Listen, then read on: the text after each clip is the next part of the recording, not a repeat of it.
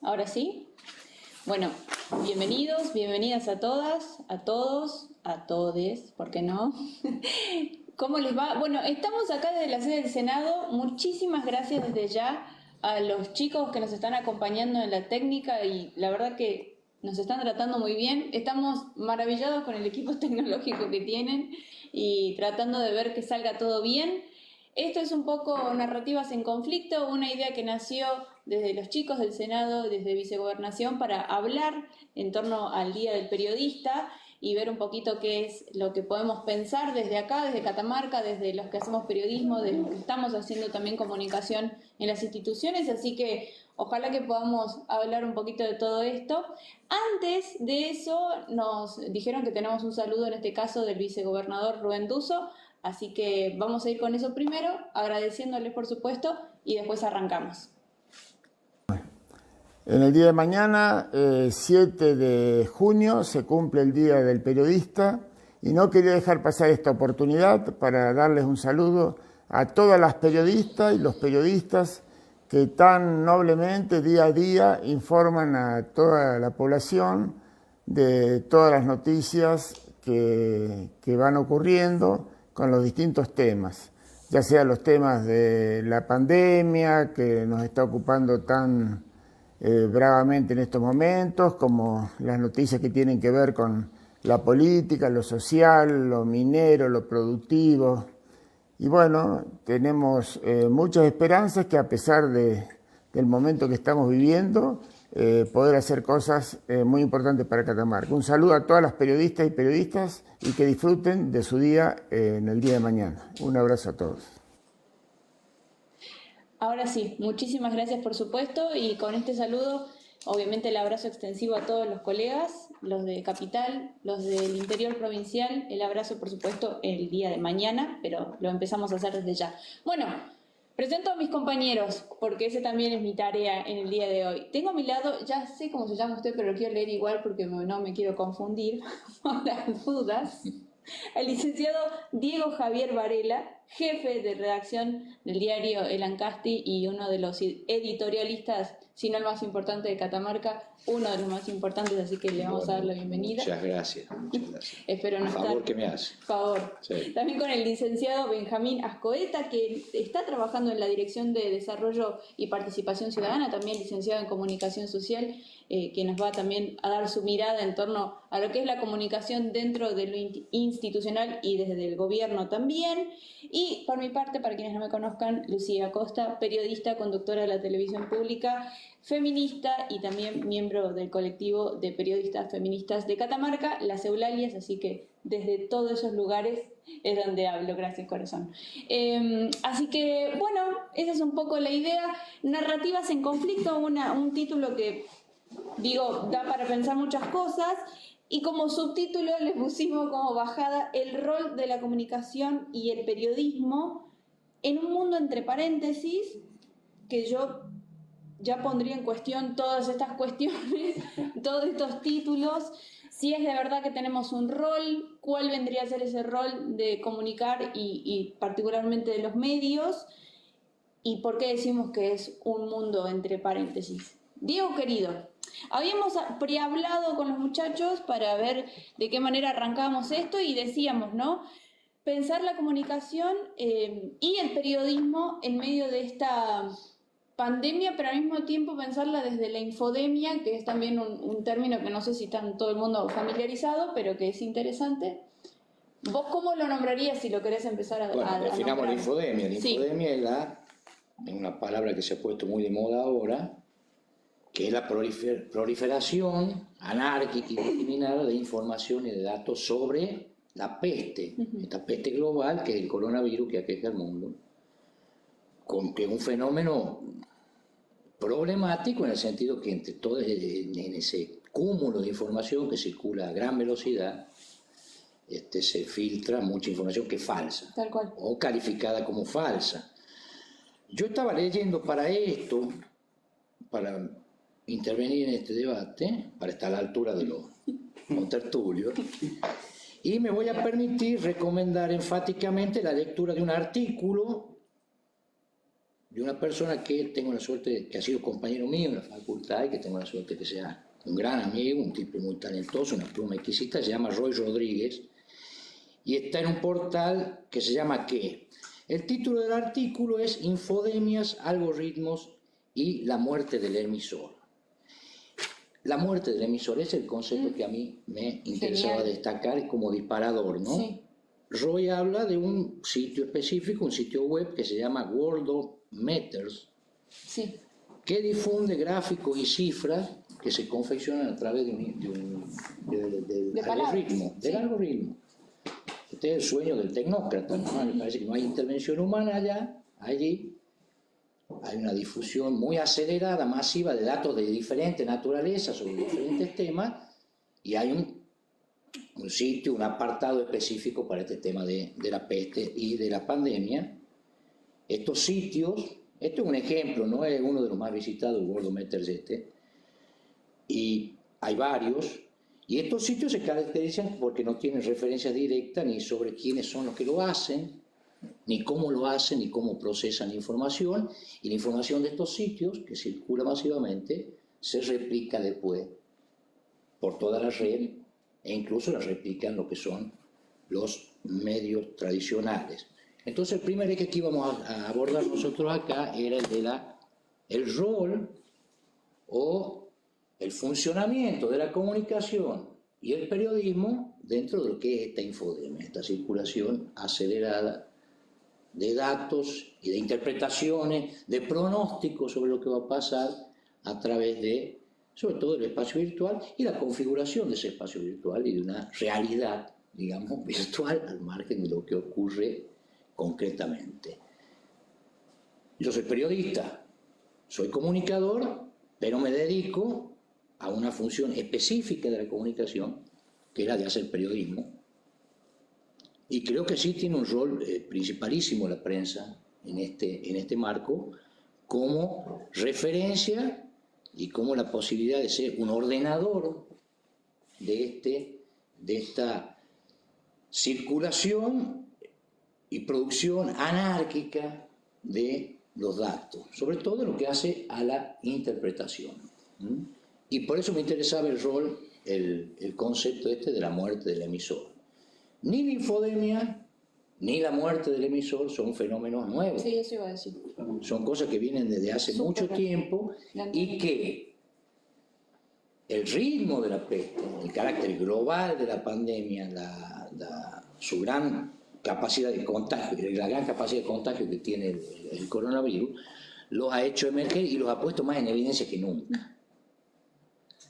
Entonces me parece que la lectura sobre el rol que tiene que tener la prensa en este marco tiene que ver más, no va a diferir de la que tenía yo antes, no va a diferir que yo tenía antes de que estallara esta pandemia, que es proporcionar y que se remite a cuál fue el origen de esta institución, que es la prensa, en ese gran proyecto cultural o ese gran diseño para la sociedad que fue la democracia y el sistema republicano. Y esa función era, en su origen, suministrar a la sociedad datos, puntos de vista, opiniones, incluidas las propias, para que esta sociedad pueda decidir mejor, con mayor eficacia, en los diferentes mercados, sean culturales, económicos, sociales.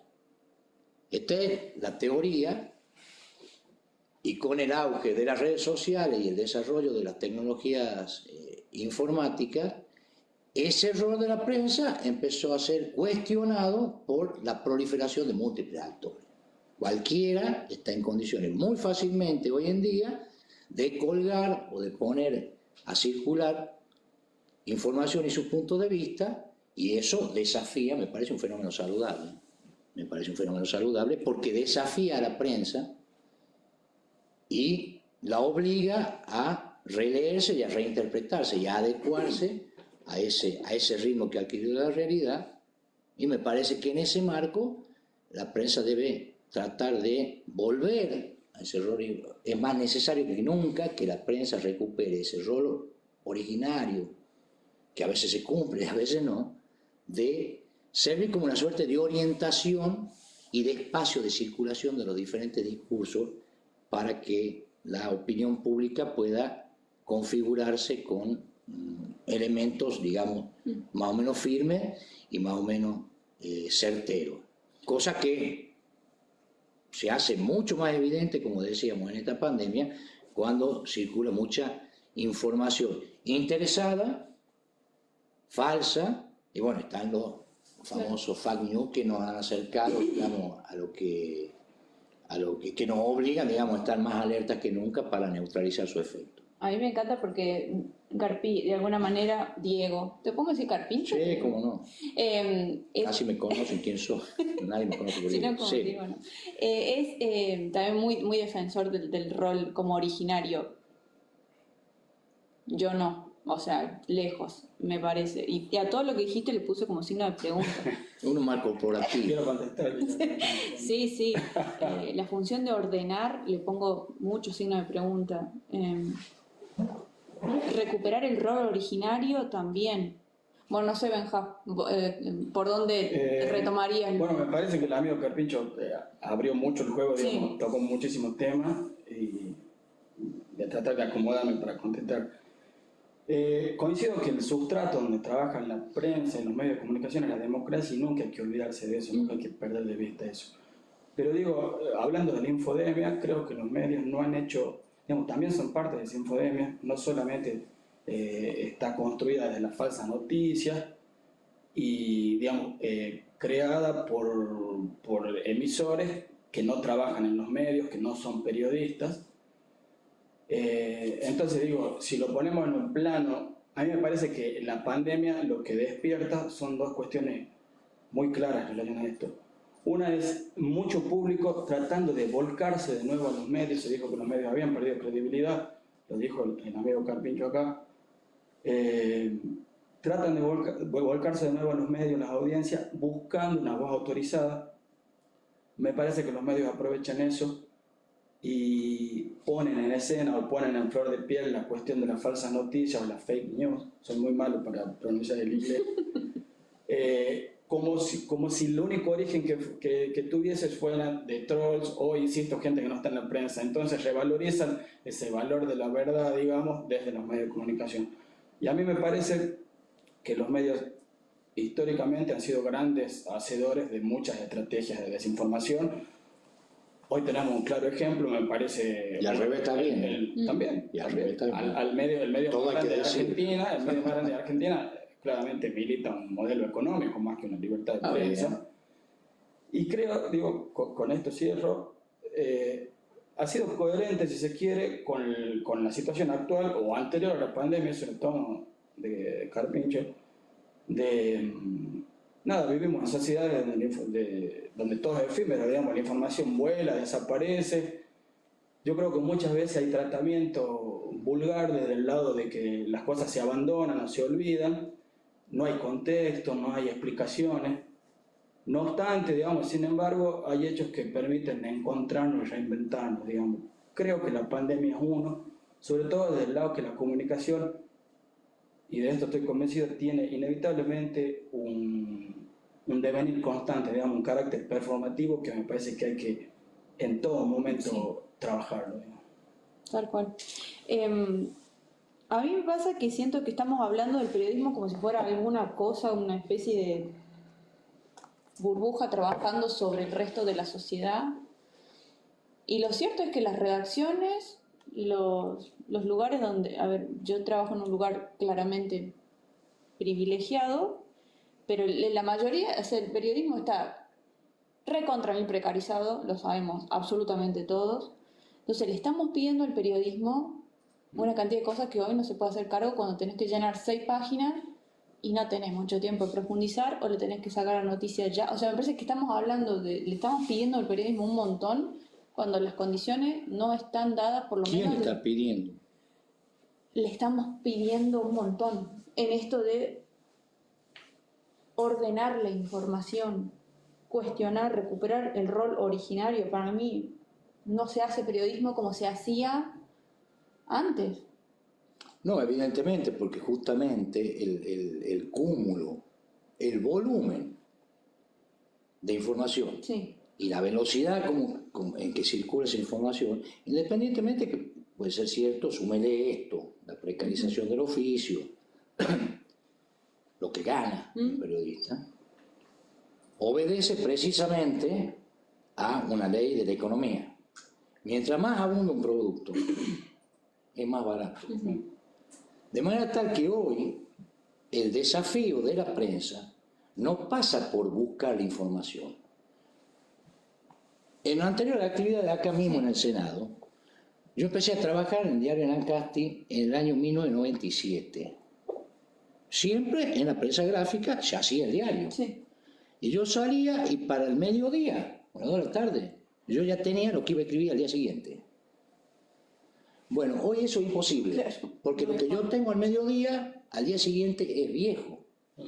Entonces la prensa tiene que suministrar a su público, y esto es un proceso que está en evolución, y que obviamente uno de los elementos tiene que ver cuál es la retribución que va a tener quien haga ese trabajo, algo adicional a la información pura. ¿Y qué es esto? Por ahí la palabra ordenamiento puede sonar autoritaria o puede sonar como una presunción excesiva. Sí, suministrar una orientación, podríamos decir, en ese cúmulo de informaciones que circula, que llega al público, que intoxica al público, por eso hablamos de infodemia, que intoxica al público. ¿Qué rol puede ocupar la prensa que la acerque al rol teórico, no que era originario, que tiene un rol en el sistema democrático y en el sistema del republicano? Que la acerque, discúlpeme, que la acerque a eso. Y la función que me parece que tiene es discriminar en ese fárrago de informaciones qué es lo significativo y qué no lo es. Discriminar cuál es el alcance de esa información, qué sentido tiene esa información en un momento histórico determinado. Teniendo en cuenta que el desarrollo del periodismo, y en esto tiene razón, que se le pide al periodismo que sea el capital de Marx, cuando se desarrolla no solamente en condiciones precarias económicas, sino en condiciones precarias por condición misma del periodismo. Yo estoy escribiendo hoy, o analizando un hecho hoy, que todavía no ha terminado de desarrollarse, y tengo que dar cuáles son sus proyecciones, y estoy con el horario de cierre, no solo el cierre del diario, sino del cierre del programa de televisión, y tengo que conseguir algo. Entonces, bueno, por ahí la expectativa es demasiado alta. El antídoto para tratar de ajustarse lo más posible a un ejercicio serio de la profesión de periodista es formarse. ¿Y formarse qué significa? Tener en cuenta los precedentes en situaciones similares, las proyecciones, qué está ocurriendo en situaciones similares en este momento en otros lugares del mundo, y eso nos va a permitir ofrecer un producto dentro de lo que yo estimo es la función de la prensa, que es una contribución a la formación de una institución central en la democracia, que es la opinión pública. El problema es que para mí, o lo que quedó en evidencia ahora, es que esa voz de la que vos hablás, del periodismo, de la ordenación, es una voz más, como les decía ayer, es una señora más hablando entre el grupo de señoras que no termina de definir nada, porque cuando surgió todo esto y el tema era quédense en su casa, no salga, la gente salía igual. Se lo decía la prensa, se lo decía el gobierno. Entonces, digo, ¿cuál es? Porque entonces no está yendo por ahí, no tenemos el rol que pretendemos tener, no estamos ni orientando ni definiendo. No, estamos en un proceso muy, muy dinámico. Yo comparto, justamente de eso trata la muerte del emisor. Lo que ha perdido la prensa en este fenómeno tecnológico es el monopolio de la provisión de ese insumo que es la información para conformar la opinión pública, y está en competencia con el resto de estas voces, de este coro, digamos, de emisores. Bueno, en esa competencia a mí me parece que la evolución tiene que ver con esto que digo. Lo que pasa... No es que la prensa teniendo en cuenta que la prensa sí tiene una responsabilidad. Yo cuando escribo desde el diario Lancasti, no desde el anonimato que me facilita a mí abrir un sitio en Facebook, en cualquier lado, y decir lo que se me ocurre. Entonces yo estoy expuesto ahí a que me reprochen o me hagan cargo de lo que estoy diciendo. De hecho, me tengo que hacer cargo de lo que estoy diciendo, incluso en el plano legal, no solo del prestigio. Entonces me parece que es una diferencia importante con respecto a todas las otras voces corales que hay, más allá después de lo que la sociedad haga con eso. No, bueno, me parece que cuando vos decís, vos hablas también de ayornarse, digamos, Sí, señor. Entonces por eso dije lo de carácter performativo antes, pero con respecto a lo que están diciendo, yo creo que en eso de que también somos como Doña Rosa, digamos, son un actor más, Sí. y en esto que vos me decís de ese rol de los medios, creo que si las falsas noticias existen, algo tenemos que ver también como comunicadores y como periodistas. Y con respecto a lo que decís vos, Lucía, pienso esto, digo, ahí te cuento. Digo, me parece que sí es muy importante la información, Carpincho lo dijo muchas veces, no nombró las palabras, pero me parece que hay que ser en términos médicos casi un cirujano, digamos, quirúrgico con la información. Y ahí, digamos, recuperar la información, el valor de la información, sobre todo, y ahí entra en juego, me parece, al menos de la comunicación, el rol es generar conversaciones, generar diálogos para que se modifiquen sistemas de pensamiento. O sea, no nosotros diciendo qué pensar, sino generando conversaciones. Me parece que si no logramos eso, hay un rol ahí bastante acotado. Sí. Y creo que, contestando a lo que vos me preguntabas, creo que tenemos que ver porque no siempre los medios trabajan desde las herramientas, digamos, claro, el ciclo de la noticia básico establecido, digamos, no siempre los medios tienen capacidad de comprobar lo que están diciendo, trabajan con fuentes, ratifican la fuente, no siempre. Entonces me parece que tenemos mucho de eso. Sí, tenemos. Estoy hablando a nivel mundial, ¿no? Y digo, bueno, entonces me parece sí, a nivel algo local también. Hay mucha pereza, hay negligencia, hay errores.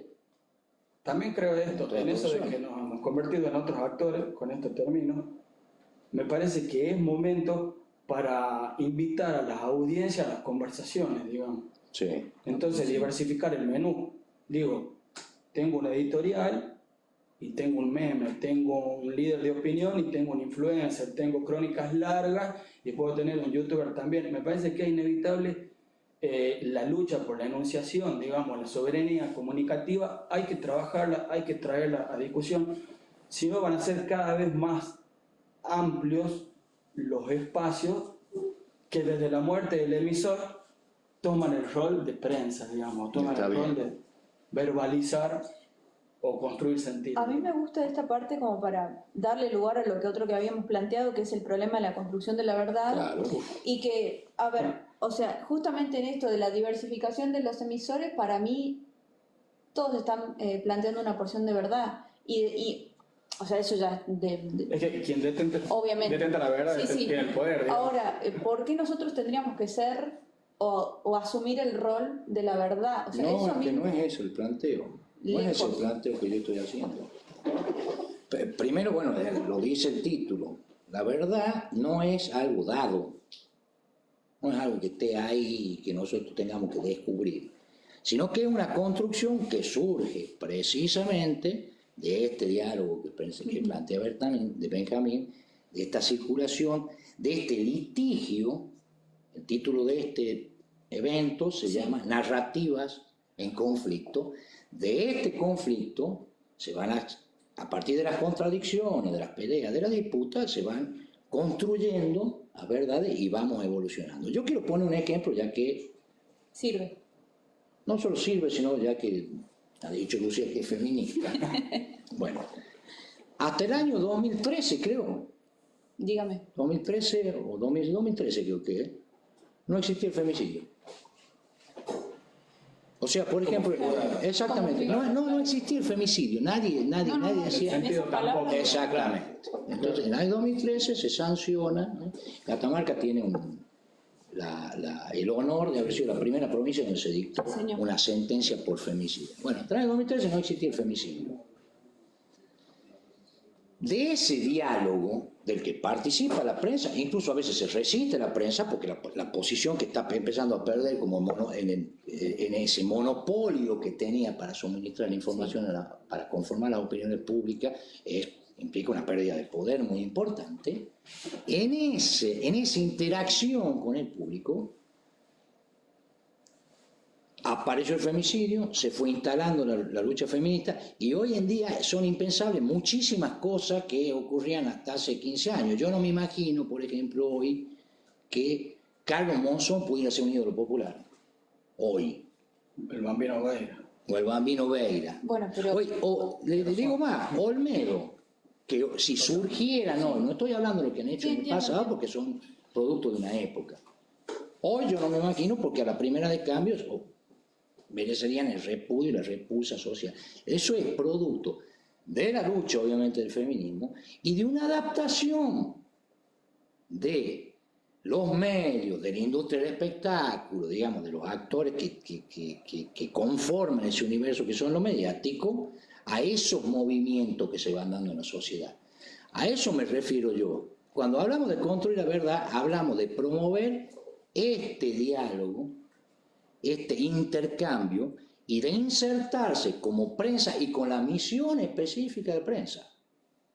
Yo quiero recalcar con la misión que tiene la prensa, más allá de que algunos la cumplan y otros no la cumplan, más allá de las intenciones, la misión específica que tiene la prensa dentro del sistema democrático es contribuir con información, con perspectiva, con análisis, a la formación de la opinión pública, y eso es una cosa que no tenemos que tener perspectiva porque ninguno de los otros actores que no hace periodismo tiene esa misión. Tiene otra, tiene la misión de imponer determinada visión de la realidad. La prensa tiene, en la teoría, porque en la práctica se cumple o no, es otra cosa, pero en la teoría tiene esa misión específica y a mí me parece importante rescatarla en este momento tan trascendental y tan dinámico que está viviendo la realidad. Y creo que acá, en la peste, en la pandemia, se ha hecho más evidente que nunca la necesidad que tiene la sociedad de contar con referencias, que pueden ser la prensa, que puede ser el referente del poder, para orientarse en la interpretación del fenómeno. Lo que pasa, perdón, Carlos, lo que pasa creo que comparto que los medios se están ayornando a la cuestión, sí, en este caso del feminismo, pero me parece que hay todo por hacerse ahí. Sí, digo, hay que disputar de modo político las narrativas y las estéticas, o sea, digo, el feminismo o lo femenino, la cuestión de género debería tener un espacio, ya no siendo contada cual la lógica del hombre blanco occidental de CNN, sino hay todo por hacerse ahí. ¿Cuál es esa estética? ¿Cuál es la estética de los pueblos originarios? ¿Cuál es la estética de las otras comunidades? Sí. O por ejemplo de los afro. Hoy pensaba, mientras venía caminando, digo, quizás sirva como ejemplo, lo que pasó, la muerte del ciudadano norteamericano de color, Floyd, gracias, trae a nuestras redes sociales, o un poco ahí a la opinión pública, el tema del racismo, y acaba de pasar en Chaco toda la violencia con los pueblos originarios chaqueños. Es posible que nosotros necesitemos ese disparador norteamericano, porque la construcción de sentido nunca estuvo construida desde acá, digamos, desde Argentina, en relación a esta gente. Sí.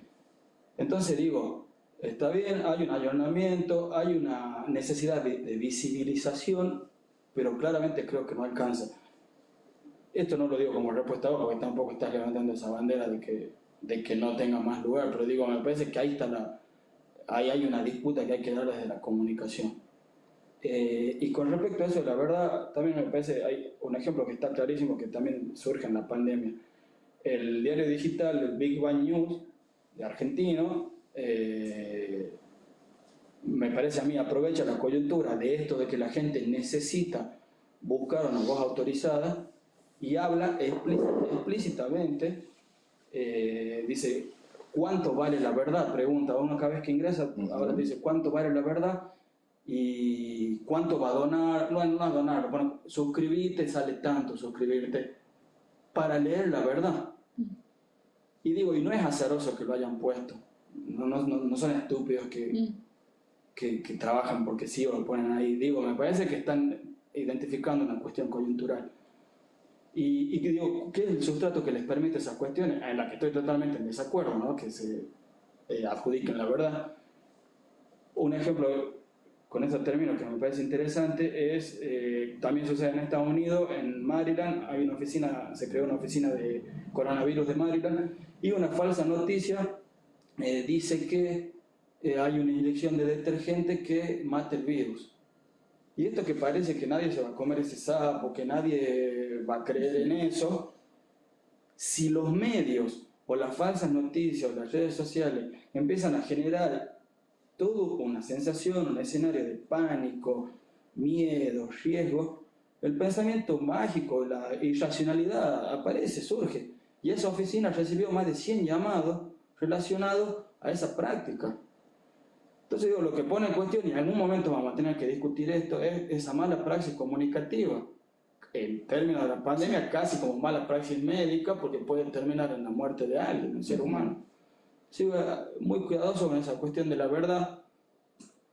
Si es inalcanzable, porque básicamente nadie la tiene, justamente por eso es que hay que ser muy, muy cuidadoso con ese trabajo de la información, me parece. Yo estoy totalmente de acuerdo con eso. Ahora, ¿cómo hace uno para neutralizar eso? Para neutralizar la circulación de información falsa. Bueno, primero hay que tener perfectamente identificado a los emisores y cómo se ha producido esa noticia, de dónde viene. Y eso es algo que el oficio periodístico tiene como obligación. No es optativo. Después uno lo puede cumplir o no. Yo no me quiero meter yo en una cuestión específica para decir, bueno, fulanito no hace eso. No, está bien, no lo hará él. Claro. Ahora, como práctica, demanda el chequeo y la verificación de la fuente. Está lo que planteaba Benjamín en realidad tiene que ver, o me parece a mí, no en realidad. La verdad es una construcción. Que he atinado el ejemplo de qué discusiones detonó el incidente en los Estados Unidos, el incidente Floyd en los Estados Unidos, qué reacciones detonó aquí en la Argentina, visibilizando problemas que ya veníamos teniendo nosotros y que no le dábamos bola porque parece que necesitamos que alguien nos venga a avalar de afuera, o un incidente tremendo, de tremendo impacto a nivel internacional por el lugar donde se origina, resucita una discusión que por ahí venía larvada. Lo que quiero decir es, no se trata de que yo, si le doy espacio o no le doy espacio a las estéticas, se trata de que yo lo que tengo que dar espacio y promover es la discusión y el debate entre esas estéticas. Porque no hay ninguna que sea, no vamos a llegar a una instancia donde una se vaya a imponer sobre la otra. Este es un proceso dinámico. Claro. Y yo voy a ir incorporando, y de ese diálogo, porque ese diálogo es el que me obliga a mí a mejorar. La idea no surge en el vacío, no surge en una cabeza que está pensando. Yo tengo que confrontar con un oponente, con un interlocutor, y ese interlocutor me desafía a mí, me obliga a mejorar mis argumentos, me obliga a pensar si por ahí el tipo no tiene razón. Me obliga a pensar si eso no contribuye a la construcción de mi discurso y de la verdad que yo supongo que es y que corresponde. Pero ahí está diciendo de esa dinámica surge. Claro. A mí me gusta más esta idea de que la interpelación venga de afuera y uno pone la escucha ahí y desde ahí piensa y puede proponer alguna cuestión, no sé, darle la versión periodística que quieras. Pero nosotros yendo, o sea, ¿me entendés? Como que la postura es distinta. Yo siento que hay un montón de cosas que pasan en los microclimas distintos. ¿Vos crees que la prensa tiene que ser receptora, no? Y canalizar todo solamente lo que la gente le diga? No, sin procesarlo. Casi, no sé, lo pondría en cuestión. Es un diálogo, eso es lo que digo yo. Claro, pero yo creo que nos hemos alejado tanto que nos estamos olvidando de lo que pasa ahí. En esos lugares donde no estamos poniendo no sé si nos hemos alejado tanto, ¿eh? No sé si un producto periodístico, el desarrollo del periodismo, del producto periodístico, está muy estrechamente ligado al clima de época. Más allá del poder que tiene performativo que pueda tener la prensa, también la prensa tiene que seguir, para tener vigencia un producto, cuáles son los movimientos sociales, cuáles son las opiniones que están pensando en la sociedad. Digo más, el fenómeno del feminismo es un indicador de eso. Sí, pero le explotó la cara en 2015 y el feminismo en Argentina tiene millones de años. Perfecto. Hay 34 Perfecto, encuentros fue nacionales. necesario un desarrollo, pero digamos, Pero digo, no es que la no prensa lo explota- ignoró. Y digo, no, yo lo sin lugar a dudas, silencio, no pero sale porque por se acá. explotó en la cara, pero porque Está si bien. no pasaba Pero además, desapercibido. claro. Y hay diálogos que están ahí desapercibidos. Había otras cosas discusiones en la que sociedad están argentina pasando. también. Lo que pasa es que Había otras discusiones en la sociedad argentina también. A mí me parece lo que dice Lucía, está hablando de esa heterogeneidad o por ahí en no escucharse entre una agenda mediática, una agenda pública, una agenda gubernamental. Claro, se escucha. Pero digo, lo que digo, bueno, ¿cómo hacemos para controlar las falsas noticias? Me parece que es incontrolable. Ahora, podemos tener un montón de prácticas que las minimicen. Digo, cuando vos me devolvés lo de las estéticas, yo digo, claramente hay una lucha política ahí. HBO Totalmente. tiene una estética como HBO, Sí. Discovery Channel como Sí. Discovery Channel, Sí. Nat Geo como Nat Geo, y digo, darle más pueblo a la pantalla, darle más democracia a la comunicación.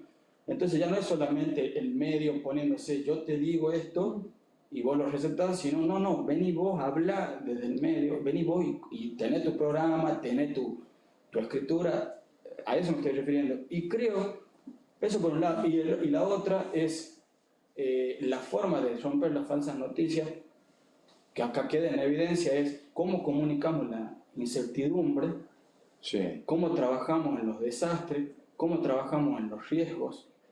Yo digo, ahí podemos, desde la comunicación, desde el periodismo, convertirnos en una fuente, una voz autorizada real.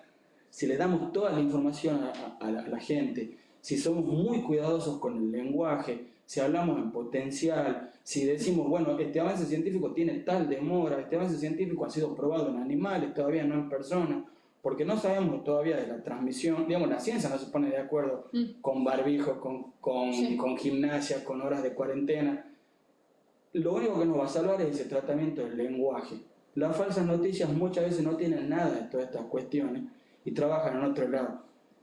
Y creo que cuando también decimos, o cuando decís el medio mostró la cuestión de lo femenino. No es que el medio, yo no digo el medio mostró la cuestión del femenino, digo, el medio, los medios, los grandes medios, se adaptaron a una cuestión que estaba bullendo en la sociedad en ese momento y que adquirió esa discusión y esa temática en la sociedad antes de que la tomaran los medios, un protagonismo que antes no tenía, pero no es que no lo tenía porque los medios no lo visibilizaban, no lo tenía porque se discutían otras cosas. Claro, bueno, pero ese discutir... Y el medio debió adaptarse a eso, sumarlo a su agenda, y en la vida andamos, digamos. Claro. Estamos aprendiendo a movernos con nuevas temáticas que se van incorporando. Y hay temas que siguen invisibilizados, como son los pueblos originarios, y son discusiones que se van planteando a nivel social.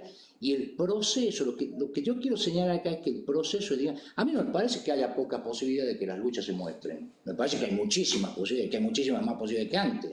Usted tiene un mundo virtual donde cualquiera puede hacer un producto y lo pone a circular en las redes. No tendrá el poder para hacerlo, para viralizarlo, que puede tener un gran medio, pero hay hechos que desmienten esto. Sí, totalmente. Hay hechos, hay fenómenos que desmienten Pero lo que esto. yo te quiero decir o devolver es que me parece que cuando vos decís, bueno, hay cosas que no están visibilizadas, como los pueblos originarios, o la misma cultura afroamericana, me parece que lo que tenemos que entender, digo, si se permite el término, es que lo que está en juego o en disputa ahí es el sentido común, ¿no?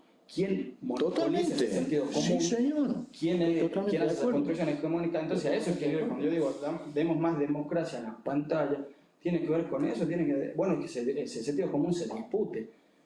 Digo, escapar de esa cuestión binaria, donde termina la idea, empieza el odio. Bueno, a mí me parece que es mucho lo que hay que hacer y creo que es muy importante, claramente, el rol de los medios, yo estoy convencido de eso. O sea, yo estoy totalmente de acuerdo. El problema, la tensión, lo que desafía a la prensa, entendiendo sus términos tradicionales, hoy en día, es precisamente haber perdido ese poder de ser una voz casi única en el suministro de información y opiniones hacia la opinión pública. Ahora, eso está compitiendo con eso. Ahora yo digo, la prensa debe repreguntarse y replantearse a partir de ese nuevo escenario donde juegan actores que no tienen los mismos objetivos que tiene la prensa, que tienen otro.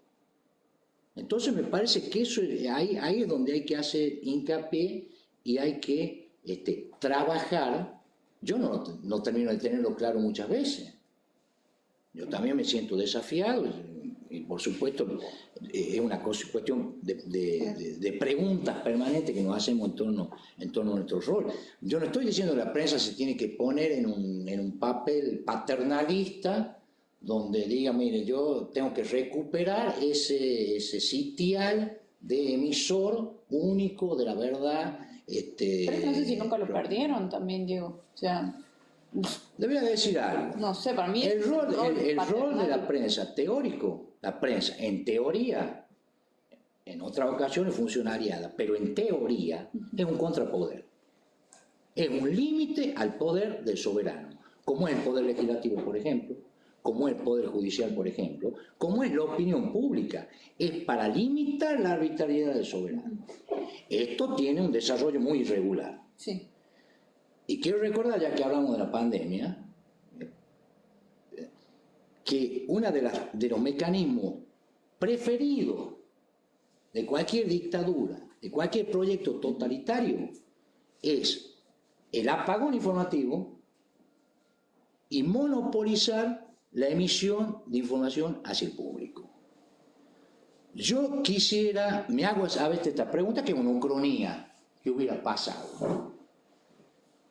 En el año 76, Rodolfo Walsh escribe La Carta Abierta a la Junta Militar, que es una radiografía de lo que era la Junta Militar.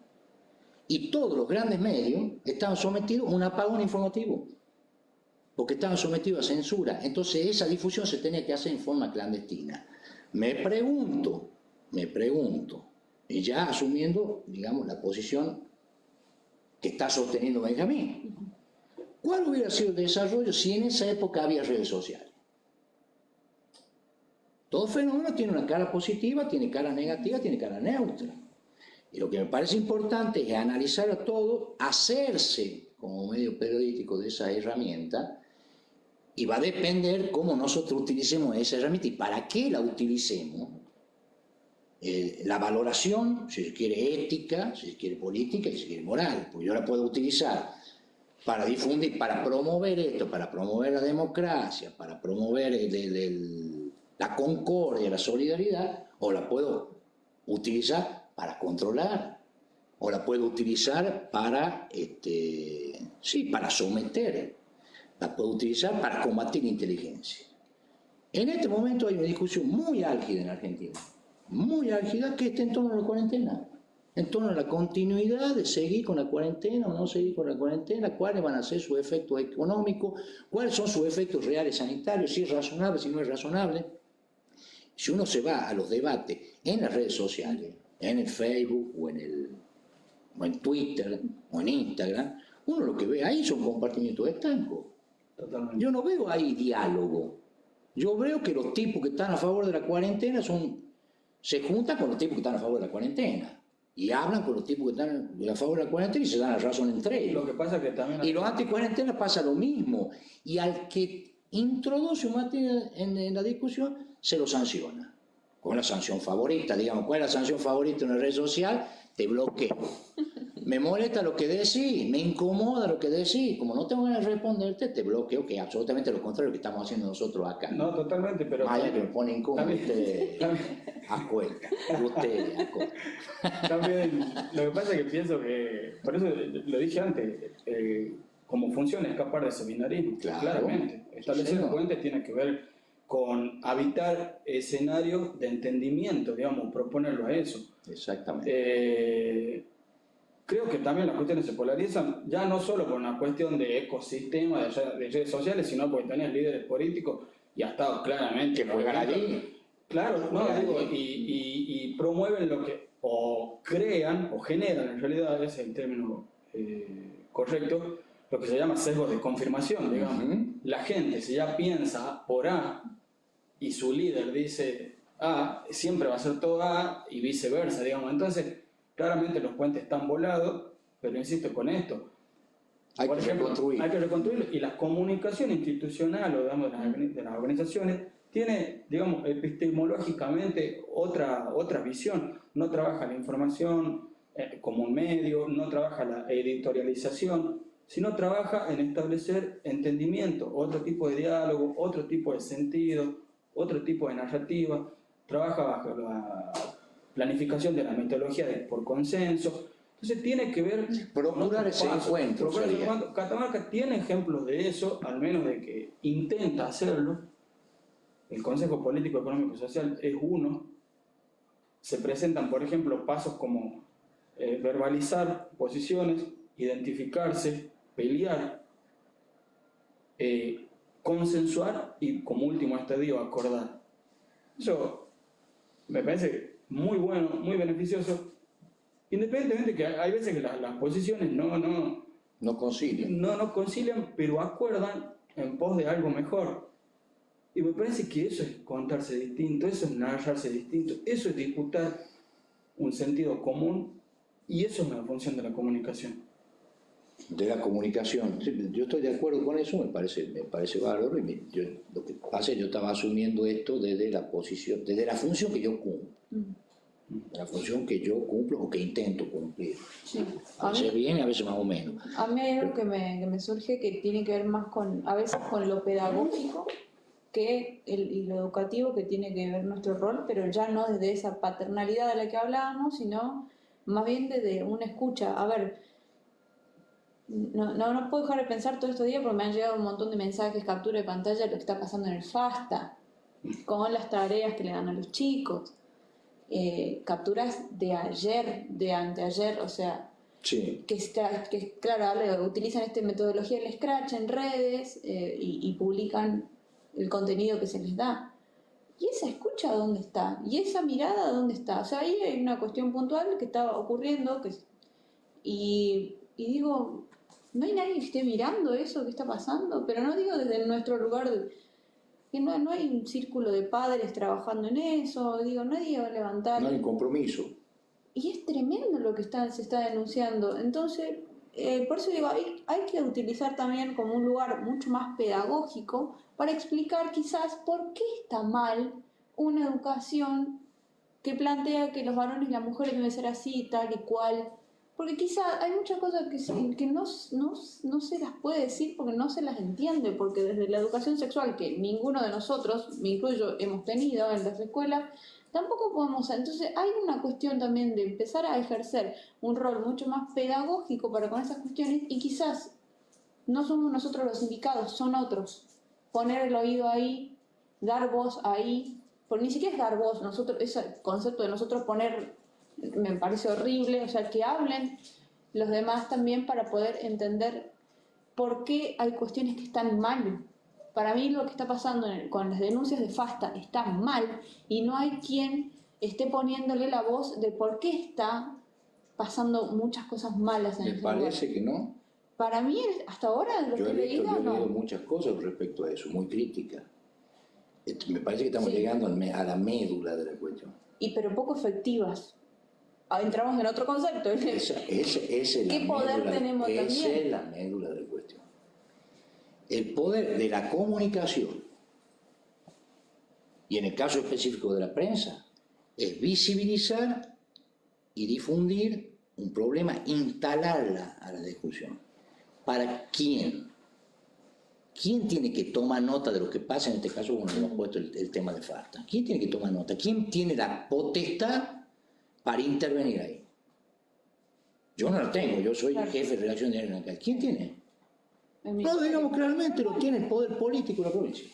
Tal cual. Bueno, entonces al que hay que exigirle es al poder político de la provincia, no al medio o no al tipo que está emitiendo. Al tipo que está emitiendo se le puede decir, mire, usted está hablando macana, o yo estoy de acuerdo con lo que usted está diciendo.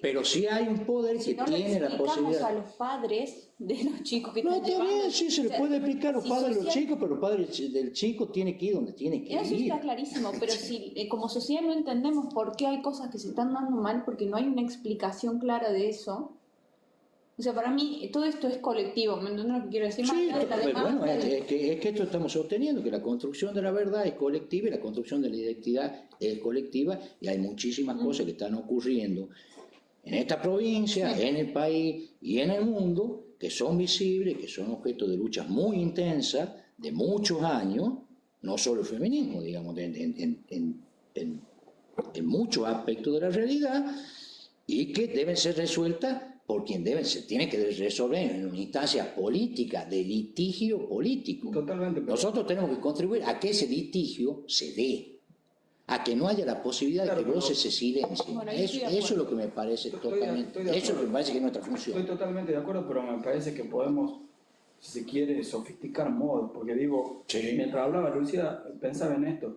Es posible que los medios todavía, la mayoría, tengan formatos ya tradicionales, digo, cual compartimentos estancos, o sea, digo, la política desde los políticos, el suplemento de minería, el suplemento de deporte, el suplemento de educación, casi como si se volasen los puentes y los tejidos, digamos, de sentido, no tuviesen tejidos conectivos que me lo unan. Digo, si hablamos de lo que pasa en educación o ahora en la pandemia, padres con el rol de maestros casi con los hijos, es probable que desde ahí, desde esas miradas estructurales de la sociedad, digamos, de esa agenda pública de la sociedad que está hablando de eso, no de esto que está diciendo el medio, es probable que si nosotros desde los medios trabajamos desde ese lugar, podamos interpelar mucho más al poder, digamos, al poder político en este caso, o a esa industrialización del pensamiento que viene, bueno, vos tenés que pensar esto, o a ese sentido común unilineal, digo. Si hablamos desde otros lugares, digamos, podemos hablar de cultura, de política, de economía, desde otros lugares que está viendo más la sociedad. Yo estoy de acuerdo, me parece que lo que hay que hacer es que mientras más voces haya, mejor. Pero soy un gran defensor de esa idea, de la libre circulación de la idea, del debate rudo, duro. Porque de ahí surge la construcción, de la confrontación, no en un vacío. Y me parece que, bueno, que hay herramientas que están disponibles, que los medios tienen que hacer su adaptación y otros sectores también tienen que hacer su adaptación. Ahora digo, hay situaciones muy concretas que están visibilizadas desde hace muchísimo tiempo. Veamos, Catamarca no tiene un foro judicial específico de violencia de género, y yo lo que veo acá es que el gobierno y la justicia tienen una pelotita entre ellos y nadie le va a plantear a ellos concretamente. Nadie va a pedir una reunión, procuremos los recursos humanos y económicos para eso. Y yo puedo decirlo 1, 5, 10, 100 veces, pero si no me escucha el poder, y si nadie me ayuda a que el poder me escuche, y si hay alianzas que son diferentes a las comunicacionales, bueno, ahí está la lucha. A mí me parece que esto de la pandemia ha puesto en evidencia todos estos desafíos que están pendientes, que están en proceso en lo que es la construcción de la verdad dentro de la sociedad. No sé si ya nos va quedando un poco de tiempo, chicuelos, pero digo, nos Está queda... lindo, tengo el último y si les parece hacemos ya... el 2, sí, segunda parte. Como para que concluyamos con el repensarnos, la oportunidad de repensarnos como sociedad. Que no te gustaba. Que para mí es un montón. Claro, que es como, sí. Es una apelación eso, ¿no? Sí. Creo que un poco hemos estado hablando de eso. Sí.